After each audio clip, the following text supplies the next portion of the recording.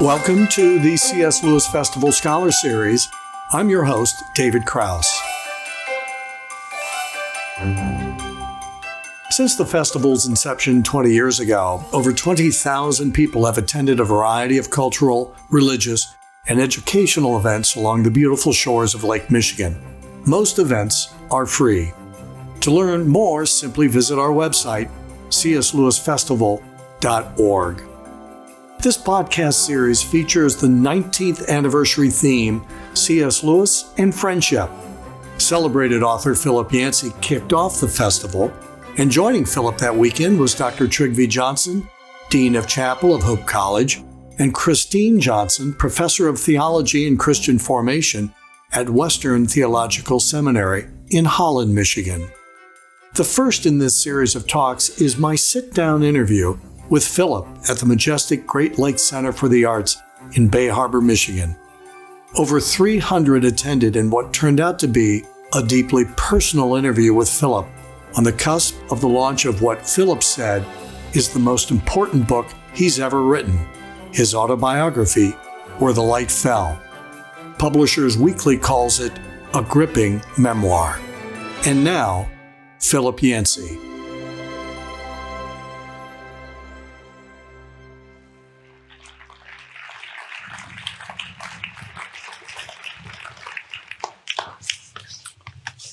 Well, I'm going to take a few minutes to sit down and chat with Philip. And welcome. It's your third appearance here.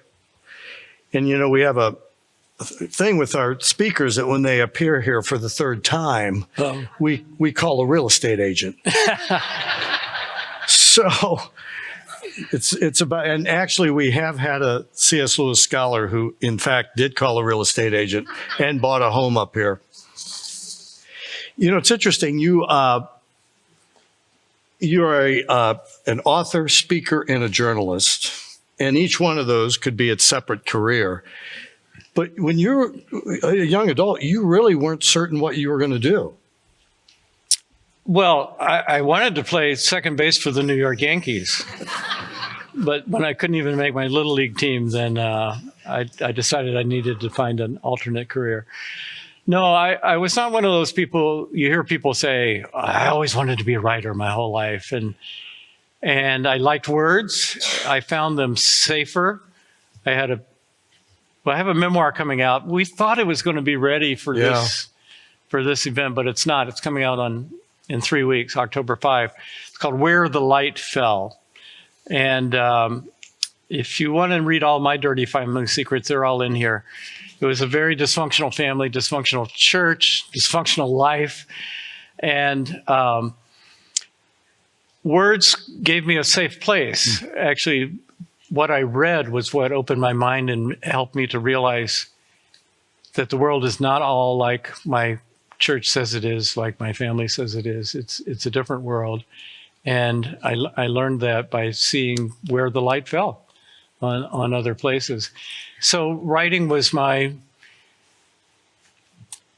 think my natural progression as I look back. I was more comfortable observing than living. When did you know you could write? I was always on the high school or college newspaper, yearbook, things like that. I liked getting inside other people's head. I didn't like my own head. So if I could write from their perspective, then I didn't have to be me. And writing lets you assume identities that aren't natural to you. When did you know you could be a writer? I was in grad school at Wheaton and needed a job. So I went up and down the row of Christian organizations. The only one that offered me a job was a magazine called Campus Life magazine. I gave them a few cut out with scissors clippings from my high school and college days. And they said, well, with a name like Campus Life, we should have somebody on a campus and we'll give you a chance. And I would write a few articles here and there, and then eventually got a position the next year. And I had a wise editor who would encourage me oddly, because this is what would happen. I would write an article. In those days, I thought anything I wrote was carved in stone. You dare not change anything.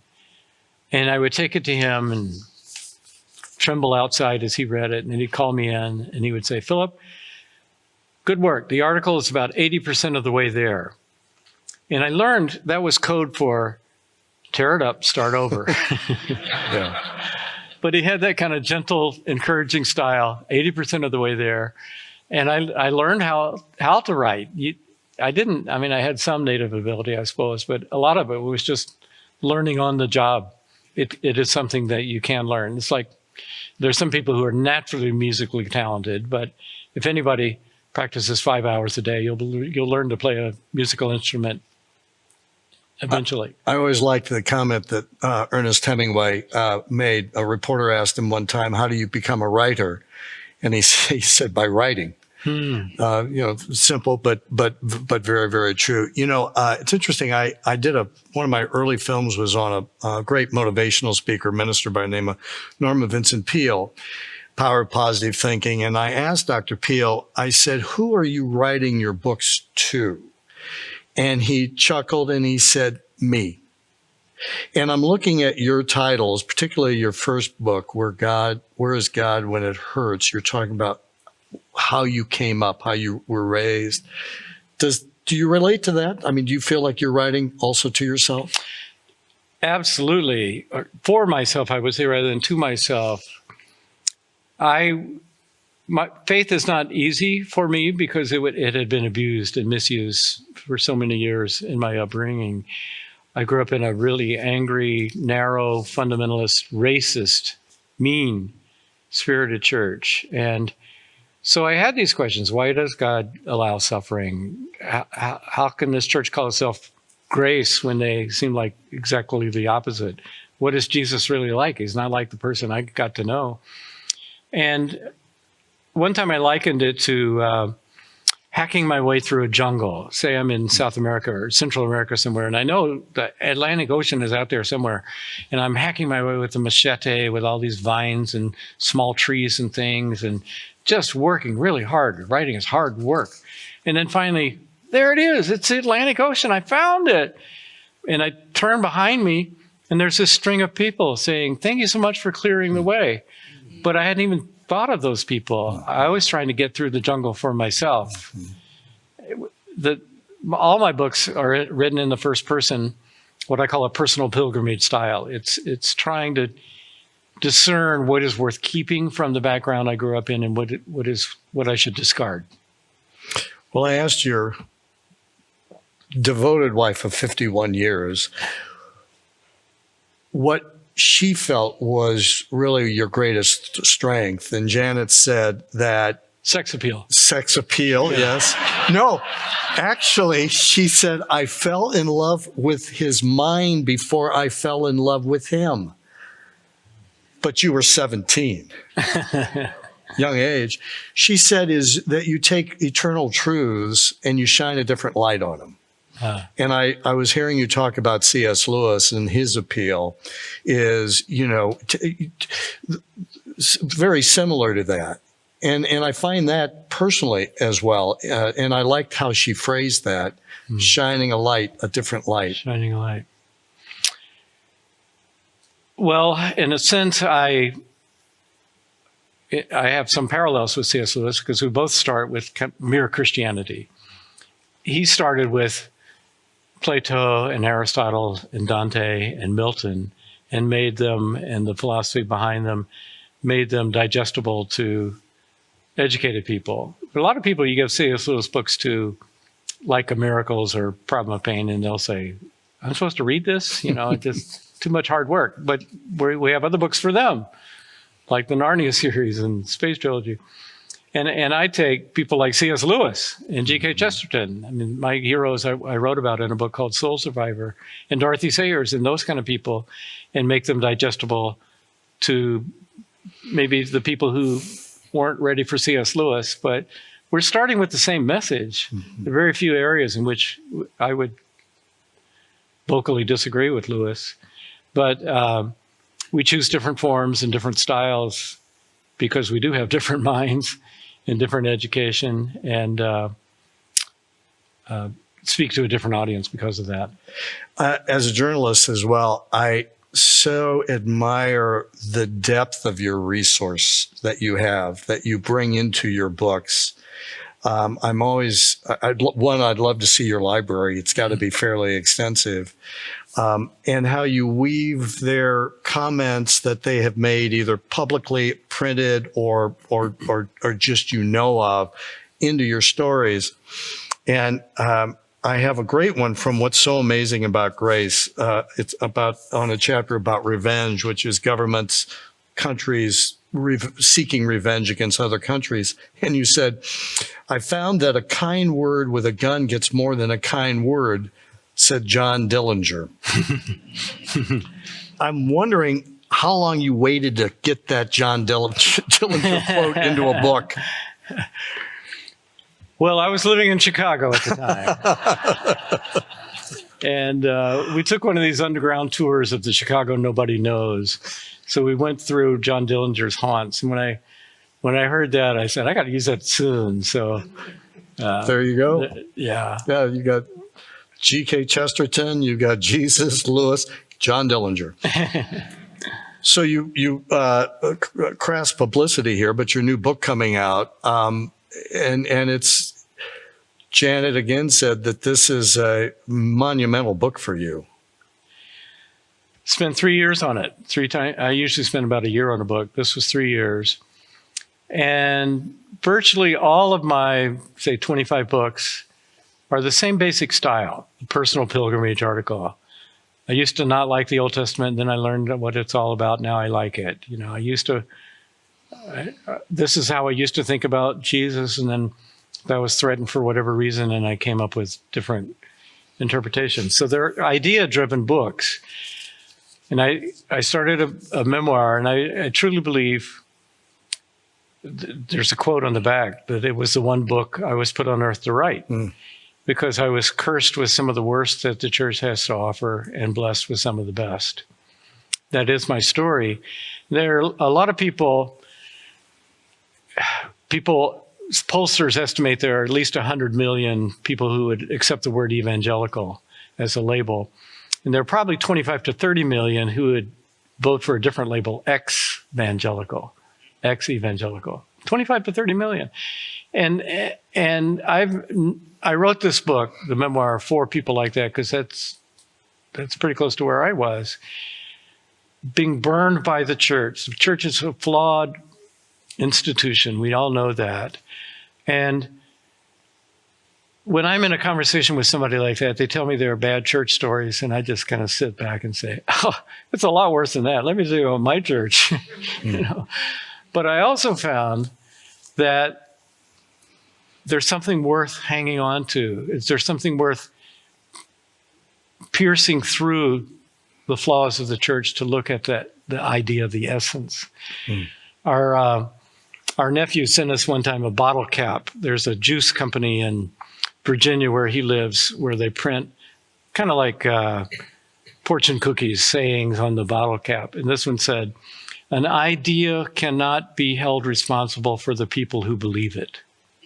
And I thought, boy, does that apply to the church? But the idea, the essence, is worth everything. I mean, the church has screwed it up because I came away from my childhood with this image of God as a scowling super cop just waiting to smash somebody. And no, God is the Father hungry for love. God is that gracious, forgive again and again. God is a Hosea welcoming his wife back even after she's broken his heart again and again. That is God. And God can't be held responsible for the people who go around using his name. But what an amazing thing that God trusts us with that message. I mean, we are the form God chose. The body of Christ. In Jesus' day, you want to know what God is like? Talk to him. He says he's the Son of God. What do people do now? They look at the church. And that's good, and that's bad. And we'll be struggling with that all the time.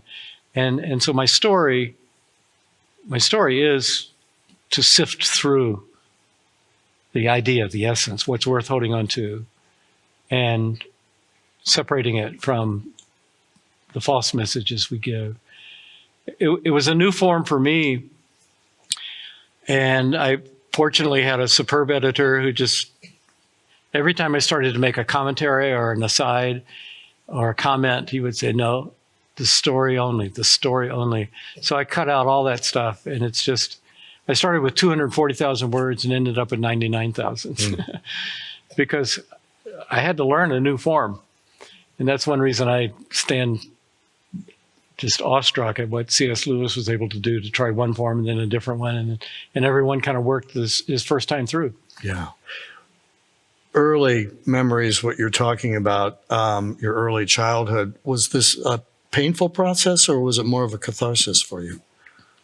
The writing of it? Yeah. I know Janet, my wife, was worried because I tend to go out into the mountains where I'm alone in a little condo by a lake. Beautiful view. And I look at the view and I think, if you can't write here, find another career. This is really great. It's kind of like living in Petoskey, right? And then she'd know I was going to write about teenage years, confused years, the death of my father, serious stuff. She'd be kind of worried, is he going to be in a sour mood or real quiet when he comes back? What it's going to be like? But no, it was cathartic because I likened it to when you write a memoir, it's like you have a 1,000-piece jigsaw puzzle spread out on the table, but you have no picture to guide you of where the pieces go. And so you kind of put the pieces together, and then eventually at the end you realize, oh, this is me. And all those little bits, those jigsaw funny-shaped puzzles, they do fit together. And everything that happens to us is part of that picture that ends up. And so I found it healthy to put this puzzle together, to stitch together even the painful parts, because God uses the raw materials. Maybe for some, it's worse. For some, it's paralysis. For some, it's chronic disease, whatever. For me, it was childhood stuff. And yet, I can look back and say, nothing got wasted. Paul was right. Everything that can happen, including a lot of bad stuff in his case, can be used for good. God can use it to create God's poem. And of course, sin can hold people back as well. And I brought two books here in part because I've found with COVID that what's so amazing about grace and the question that never goes away, why, were two benchmark books, at least for me personally, during COVID, and a good bottle of wine. And it struck me because of friends of mine that will not darken the church because of their grievous sins. But you say, and this is C.S. Lewis put it, to be a Christian means to forgive the inexcusable, because God has forgiven the inexcusable in you, ! Lewis himself fathomed the depths of God's forgiveness in a flash of revelation as he repeated the phrase in the Apostles' Creed, I believe in the forgiveness of sins. His sins were gone forever. You wrote, this truth appeared in my mind so clear a light that I perceived that never before I had believed it with my whole heart. It's quite a transformation. Hmm. And we need that reminder all the time. I pray for what I call grace-healed eyes, because we live in a society, and it includes a church, where we rank everybody, and often it's by things like success and resume and what college you went to and all that. But in the church, it becomes a moral competition. I'm holier than thou. And Lewis reminded us, it's not holier than thou, it's less holy than thou, with a capital T. And yet, the amazingness of grace is that thou looks at us and sees not all those sins and mistakes, but sees his perfect son. That's my body. That's who I am. You say grace is the last best word. One word. Grace. You think of all the ways in which we use grace notes on a piano, gracious, gratitude, gratuity. They're all positive words. They're good words. My favorite definition of grace, I was in Southern California, caught in a traffic jam. I had a Hertz rental car, and I knew I was going to be an hour late. And I was so irritated because I knew they were going to charge me $50 for one more day for being 1 hour late, So I came in, kind of put my keys down on the counter, upset. And the lady clicks on her keyboard and she says, "That's it, Mr. Yancy." I said, "Well, don't I owe anything more?" I said, "No. I see you're late." I said, "Yeah, I thought maybe you're going to charge me more." She said, "Oh, well, we got a 1 hour grace period." And I said, "Well, what is grace?" She said, I don't think they covered this in the Hertz training manual. She said, "Well, I don't know. But even though you're supposed to pay, you don't have to," which is a pretty good start. Pretty good start. Sadly, I have a friend who had the same situation, was going to be an hour late, did not want to pay the $50, drove into Hertz, but he went in the exit way. Ooh. Do not back up. With the prongs. Shredded all 4 tires. It was a lot more expensive than one rental. So you have, I often think of you as the doctor for the soul, because you parachute into horrific situations. I mean, you're talking 9/11, Japan, the 2011 tsunami, Hurricane Katrina, Sandy Hook, Virginia Tech, Yugoslavia Civil War. What draws you? I know you're invited often, but what draws you to those kinds of horrific events?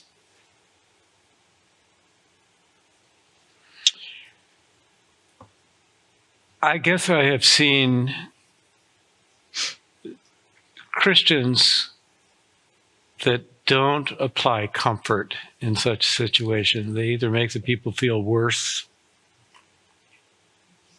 like it's their fault, or they didn't have faith, or something they did prompted this terrible thing to come upon them.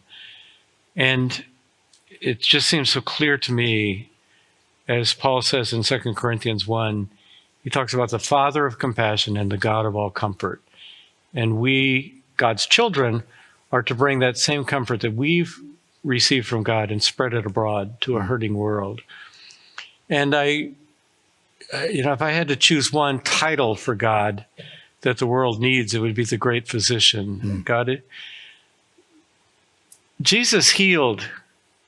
He didn't heal everybody. He healed relatively few people on the planet at the time. We know he has the power to heal. We know he thought it was important.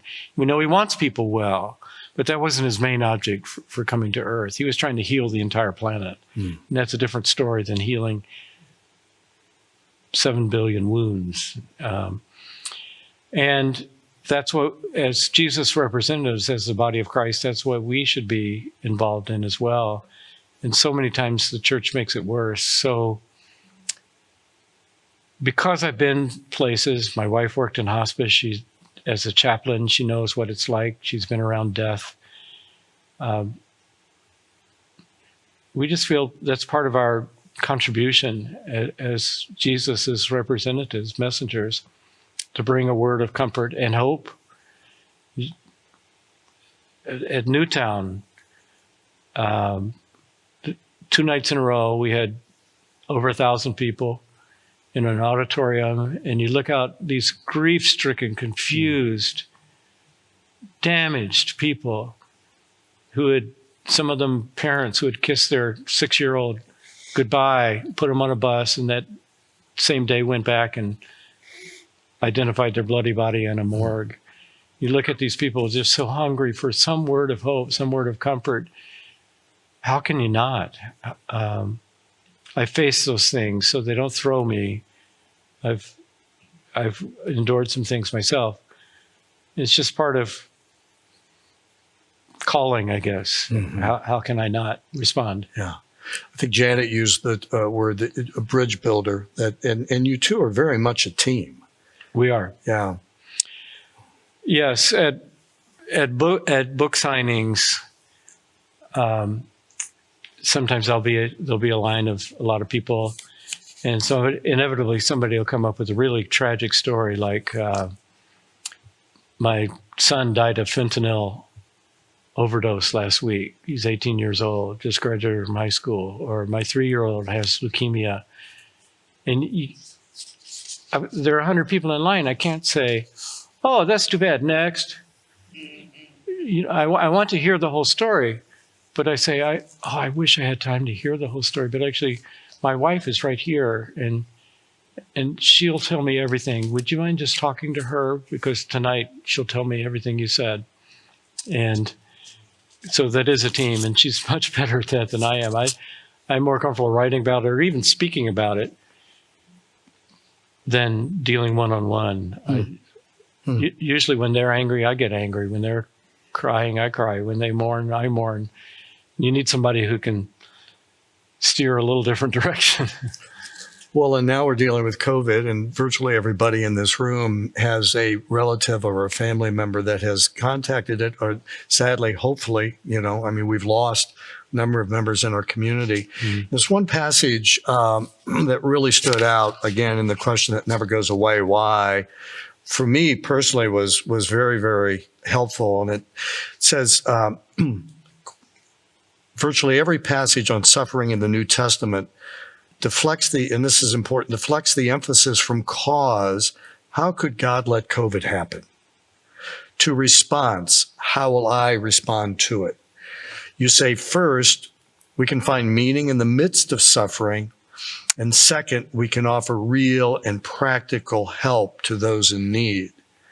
And I know just neighbors that brought food, neighbors that, things that we took for granted, maybe, that we also reached out. And I love that passage out of your book. You didn't write that for COVID, but you certainly prepared us for COVID with this. And actually, you don't even know this, David, but I plan to speak tomorrow morning. I think people are still welcome to come, aren't they? Ann McDivitt? I don't know. Yeah. Okay. Probably. Yeah, we're going to charge double the zero amount, however. But anyway, it occurred to me, I wrote this little book called A Companion in Crisis that does a modern paraphrase of John Donne, who wrote in the midst of a pandemic. Here he was, the dean of St. Paul's Cathedral, largest church in England, and a third of London had died of bubonic plague. A third had fled the town. And then he gets sick, and he thinks it's the bubonic plague. He thinks he's going to die. So he wrote this series of devotions.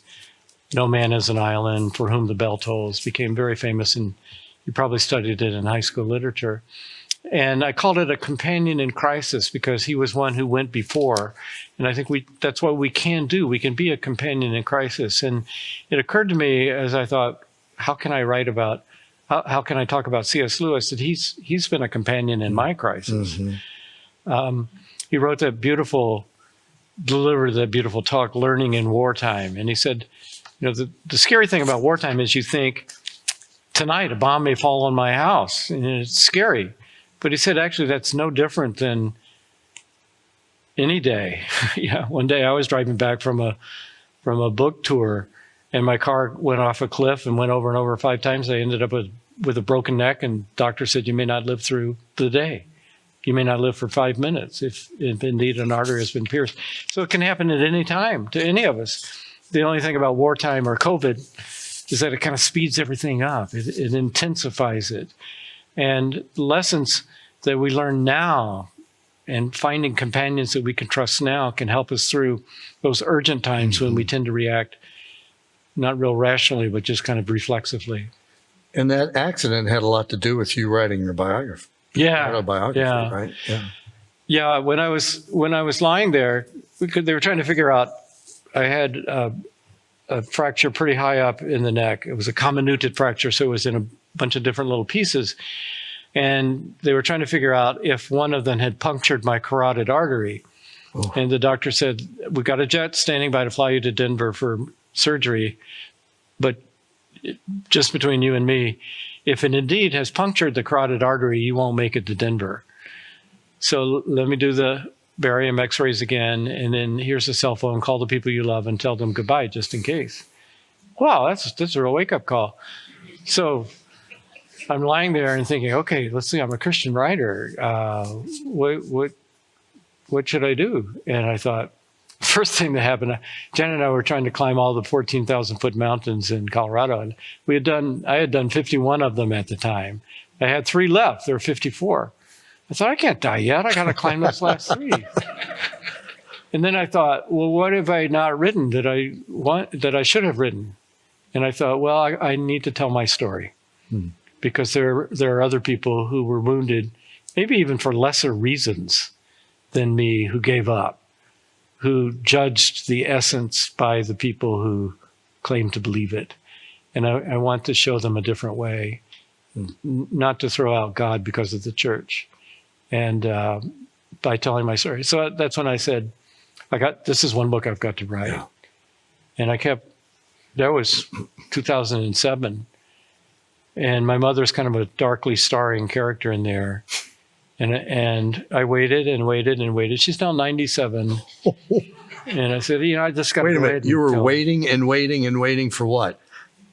For her not to be in the kind of condition where she could read my book. Oh my gosh. Oh wow. You got to come back and we've got to interview you. Did you tape this now? Oh my land. Oh my gosh. Okay. Well, in the last minute or so that we have here, I can't let this get by us.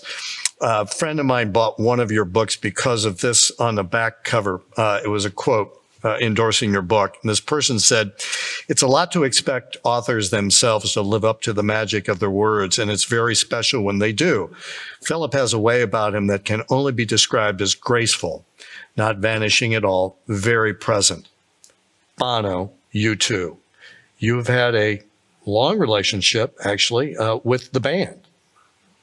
I'm jealous. How did that all come about?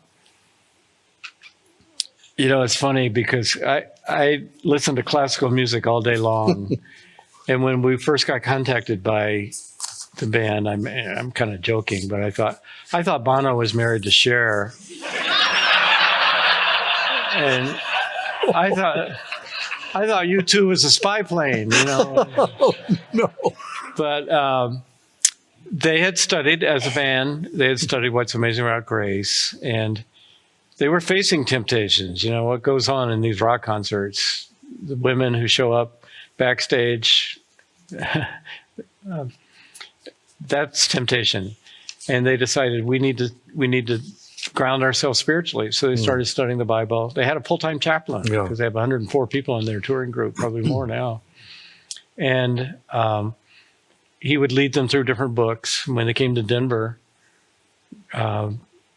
we met some time ago, and I've been to his house in Dublin. And you talk about a form in terms of the Trinity of creativity. Bono is the one that people go to when they're on a drug overdose, or when they got arrested, or when their best friend died, or whatever. Who do you call? These really famous rock stars, they can't call anybody, but they call Bono because they can trust him and they know he understands. And he doesn't always come across that way, but he's not ministering to people like us. He's ministering to people really strung out on the edge. And there's a great book called Bono by a French agnostic journalist, and he just can't understand and says, how can you believe this stuff, Bono? And Bono basically concludes by saying, well, you got 2 options, the law of karma and the law of grace. And I'm going with grace every time, and explains that further. Wow. Awesome. Well, thank you. It's been a great pleasure having you here. Philip will hang around. There will be a book signing out in the just as you walked in. And I also have to thank Philip because our speaker next year is because of Philip Yancy, and it's Ann Voskamp, who some of you, I'm sure, have read her books, 1,000 Gifts. She's very difficult to track down unless you know Philip Yancy. Then it's very easy. So she will be here next year, but he will be here or at North Central Michigan College tomorrow. And Trygve and Kristen Johnson will be there as well. And then I think Trygve is preaching Sunday at the United Methodist Church, right, Ann? Yes. Yeah, Sunday. And then Philip will be at First Presbyterian Church of Harbor Springs, which is Teresa and my home church as well. So if you want to get more Philip Yancy, that's where he will be on Sunday. But thank you, and thank you all for coming.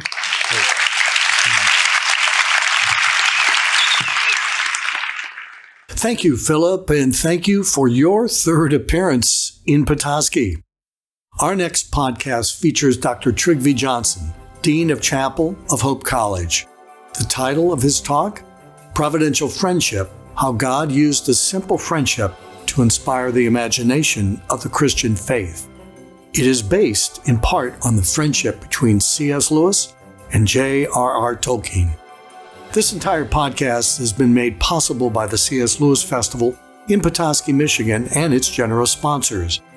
To learn more, simply go to cslewisfestival.org. I'd like to thank the festival, as well as podcast producer Zach Smith of Hands Media. On behalf of the Lewis Festival, thanks for listening. Here's to Narnia and the North.